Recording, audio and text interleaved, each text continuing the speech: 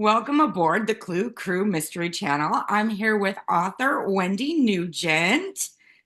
Hi, Hello Wendy. there. And today we're here with Heather Weidner. And through the years, Heather has been a cops kid, a technical writer, editor, college professor, software tester, and IT manager.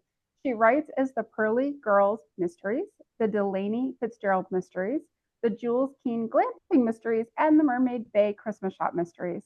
Her short stories appear in the Virginia's for Mystery series, 50 Shades of Cabernet, Deadly Southern Charm, and Murder by the Glass.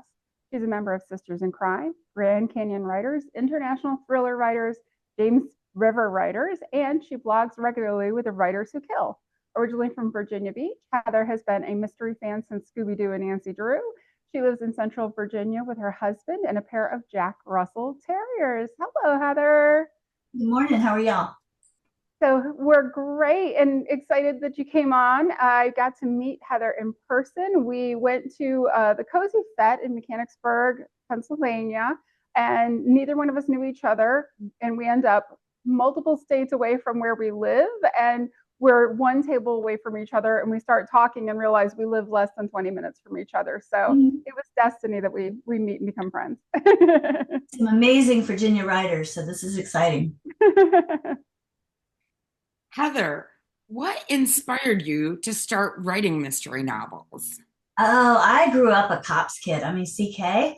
And I just thought everybody talked about murder and mayhem at the table. And this was, way before true crime was popular. And my friends would come over and they're like, your dad talks about true crime and crazy, stupid crooks and all these things. And I'm like, yeah, that's normal at our house. But so, with Scooby-Doo and all the 70s cartoons and Nancy Drew and the Hardy Boys, it, it just became something that was interesting. And I read a lot of different genres, but I always go back to the mystery. It's still my favorite. I'm the same way. I read a lot of genres, but mystery is definitely my favorite. I'm a little sleuth. Can you describe your writing process to us? Do you outline first or do you dive right in? My day gig is in IT, so I live with spreadsheets and outlines and organization. So I found that if I do outline, and not necessarily the 1A, the 1AA, and all the way down, but it's usually a paragraph for each chapter. And then I go back and highlight where the romance is, where the clues are, where the funny parts are, because I want to make sure that it's spaced out and spread out throughout the book. And I have enough clues and I have enough red herrings to show who the character has a possibility or a motive to be the bad guy, but not necessarily. And I still have a day gig. So I get up at 5 and I write from 5 to 7:30 until work starts. And then I write at lunch. And if I hit my word count, then I'm done for the day. But if not, then I have to do some night writing or some weekend writing. You're so disciplined. Very much. Yes, for sure. It helps because it took me 5 years to get the first book written and then another 3 to get it published. And this sweet lady at church leaned over one day and said, I read your book in one night. When's the next one coming out? And I'm like, oh no, read it again, read it again. Oh, We got about 8 years, or I got to change something. It worked with a word count. And if I keep a steady schedule, I can write a first draft in about 3 months. So that sounds impressive. How do you come up with ideas for your plots and your twists? oh, I mean, anything is fair game. I mean, if people are talking in a restaurant next to me, I'm like, oh, that's an interesting story, or that's a great name. And I'm constantly jotting things down. And people will. Now I'm nervous. I sat next to Heather at a restaurant once and didn't know it, and I might be killed off in a book or something. People have funny stories, and especially at work or with friends, they'll tell something their crazy aunt did, and I'm like, that would be really fun. Or I'm going to a medieval festival, and I'm like, oh, that would be a really cool thing to do, or different things in pop culture. So usually my characters have some kind of job that I would like I would love to own a Christmas store, or I would love to be an event planner, things like that. But Jen would love to be an event planner too. That's one of her things that she would love to do. So maybe you guys can open a mystery themed event planning company. that's what my Pearly girls do. That's what she does. She's an event planner. But never everything doesn't go as planned. So some of the events end up a little weird. But yeah. Are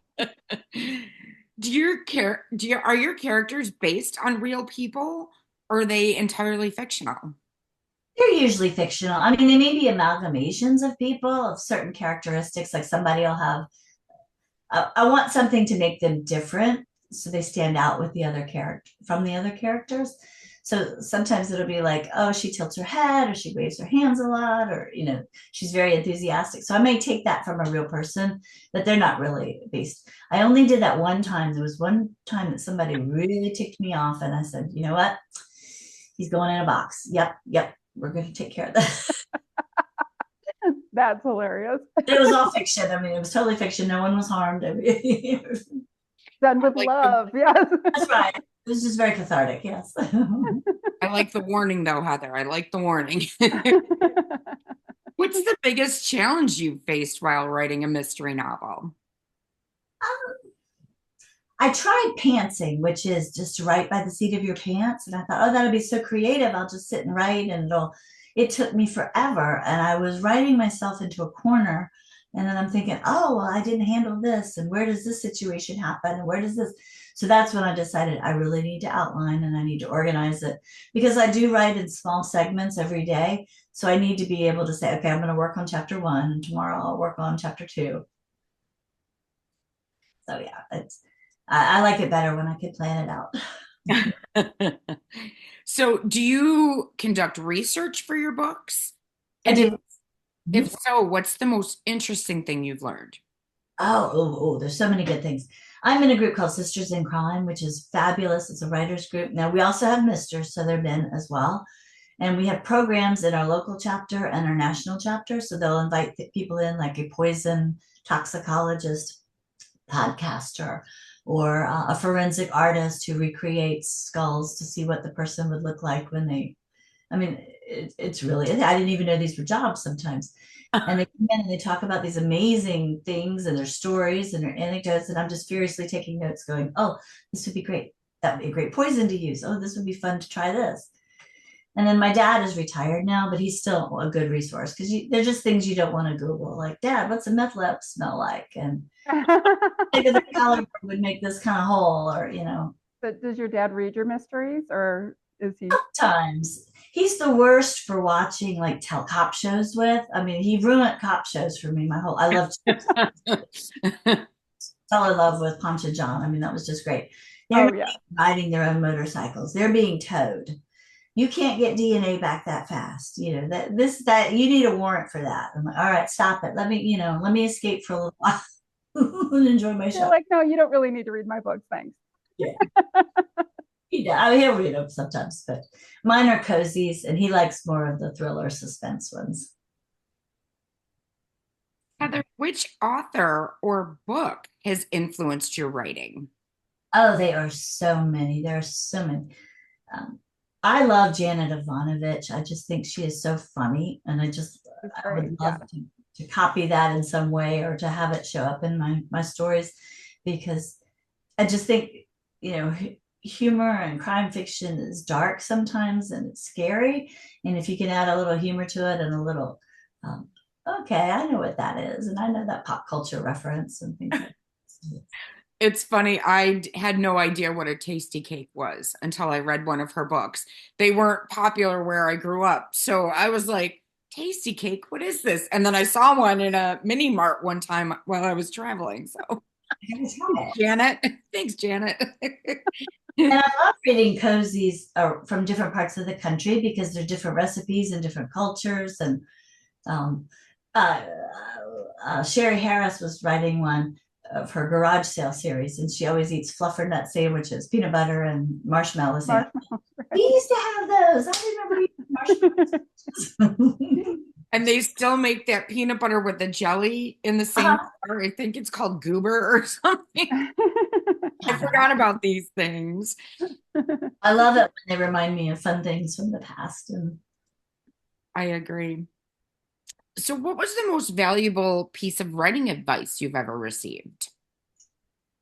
Don't give up and be persistent, because it really is a tough business, and writing is a business.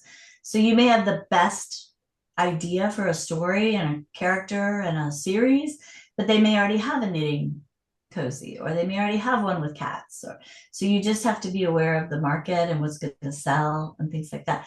Or you could just write what you feel and what you like, and then find a niche for it. Because when I started the Private Eye series, I was hearing, "Oh, don't write that. Nobody's writing Private Eye series anymore." And I said, "Well, I'm gonna write it anyway," and it still sold, and it and now private eyes are coming back. So I think it's like a cycle, it's cyclical. Yeah, I agree with that. What do you hope readers take away from your books? That there's justice and joy and hope in the world. I mean, it is crime fiction. Somebody's bad. Someone ended up dead. There was a crime, passion, or some other reason. But I want them to know that, justice was served, whether the police arrested the folks or whether the amateur sleuth solved it. There's going to be justice. What is the one thing about writing or being an author that would surprise the readers?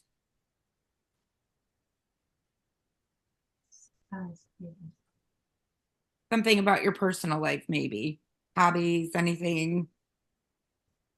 Probably that she's an IT person, and here she is doing this incredibly creative job. Yeah, that's yeah. sort of surprising. That you're definitely using both sides of your brain, but then Right. being an author, you need to be able to do both sides if you want to do it as a business, because you have to be able to do the marketing and all of that kind of stuff too. It's not just all creative. So if you're just totally a creative person, you're probably going to struggle with doing it anything more than just writing the books, because there's so much more involved in getting those books published and out to market, and getting, building a reader list, and building it as an actual business. So my guess is that actually really helps you with the business part of being an author. I think so. And it makes me more organized because I have a knack for, I can pick up software tools and things like that. So it's not totally foreign. And if I can't figure it out, then I'm on YouTube or Google, or, to find some resource that'll help me with my website or how to do this. So that and the mystery community was amazing. I mean, I knew they were amazing people, but I always turn into fangirl when I see some of these authors, and it's like, oh, that's so and so. And they are so nice and so kind and so generous with their time and advice. And it's like, oh, well, call me and we can talk about that, or we can. That is so true, because I've done other businesses before, and authors are just the nicest people. They're always willing to give advice, to help you, to, they're just welcoming and friendly. I mean, kind of like I walked, I'd never been up there before. I've never even done an in-person event before. And I walk in, and by the end, I had multiple friends, including Heather. It was really nice. Everybody was so welcoming. Nobody, there was no like catty that, oh, somebody's going to go to her table and not mine. It was, there's plenty of readers, and everybody's here for everybody. And we know all the readers are going to read. The people who read cozy mysteries read a lot of cozy mysteries. And so we can't keep up. Like you said, you finished your one book, it took you 5 years. You're not going to be able to get that book, the next book, and somebody's going to just sit and wait. They've got to have other books too. So it really makes a really nice, supportive thing, because I'm happy to share your books and you're happy to share mine, because you've got to keep your readers busy until you're ready with your next book. That was, and they treat you like rock stars, which that was a surprise to me.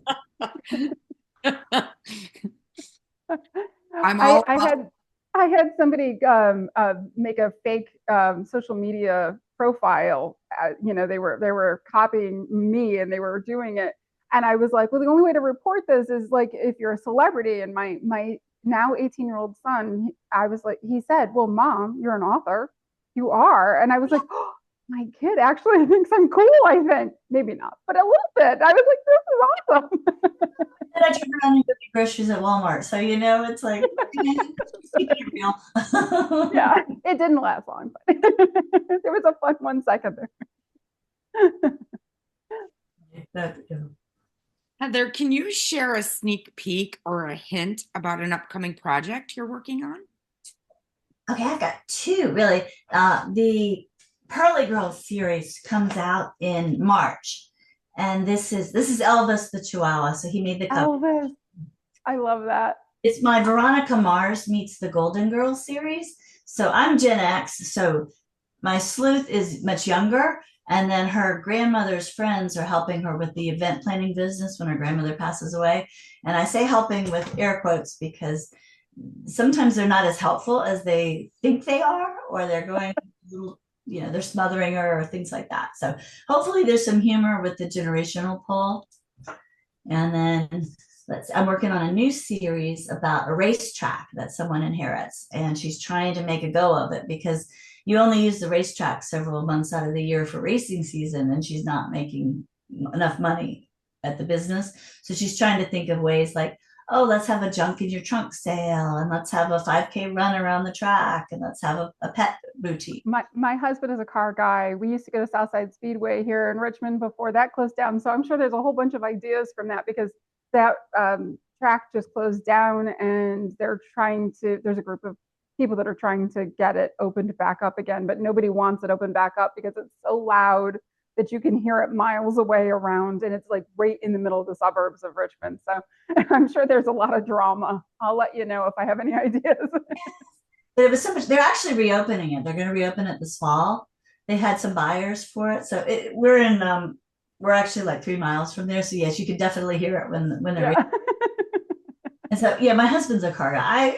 I go to the race occasionally, but I just like the hot dogs and the drinks and the souvenirs and all the fanfare and the entertainment and things like that. Oh. Well, we have a 1960 Shoppe and a 1969 C10 truck. So yeah, my husband's all into that stuff. We own the Amco in Chester, and so cars all the time around. I actually have an idea for a series down the road doing Route 66 because he wants to do it.